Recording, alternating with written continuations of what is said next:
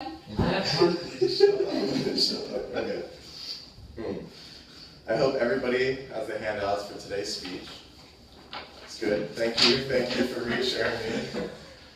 Today's speech is going to be on the functions of various neurotransmitters found throughout the brain. The first neurotransmitter I'd like to talk about is acetylcholine.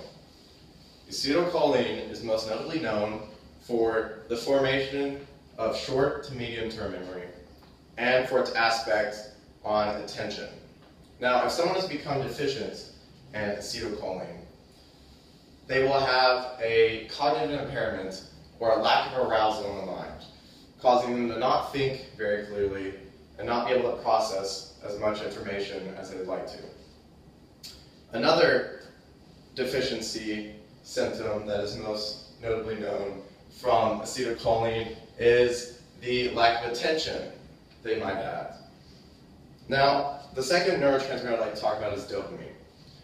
Dopamine is one of the most popular neurotransmitters because of the prescription medications such as ADD medications or even to the extent of methamphetamines release on dopamine.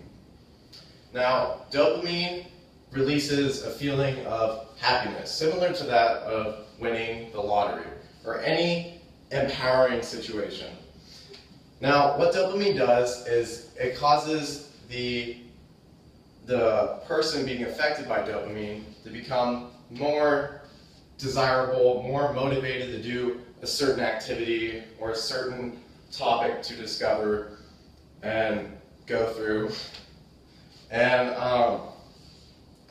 if someone has become deficient in dopamine, there is both short-term and long-term effects. The short-term effects include depression, lack of drive, lack of motivation, any of those symptoms. And in the long run, a shortcoming of dopamine can lead to Parkinson's disease.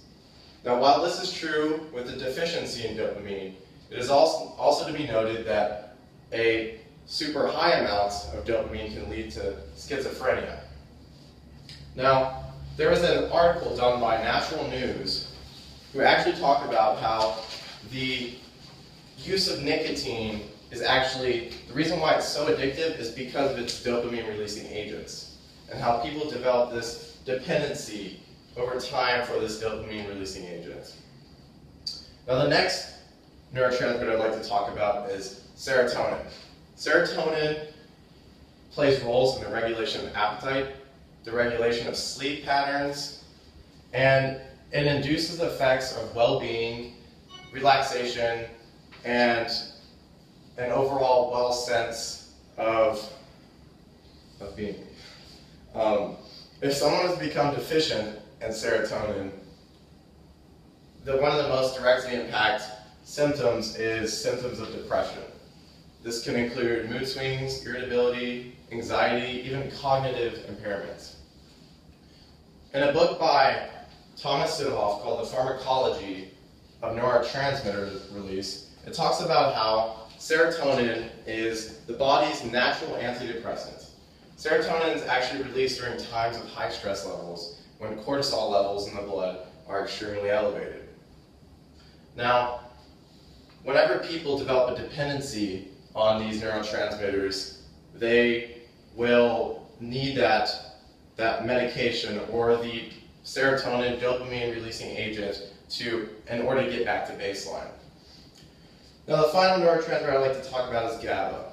GABA is a very small neurotransmitter, and the effects are around the effects of alcohol, barbiturates, benzodiazepines, and it includes symptoms of diminishing anxiety, symptoms of lowered motor control, and anything of that nature. A deficiency in this neurotransmitter includes restlessness, anxiety, and even cognitive impairment.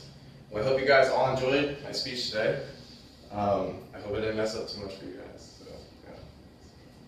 What time? 4 minutes.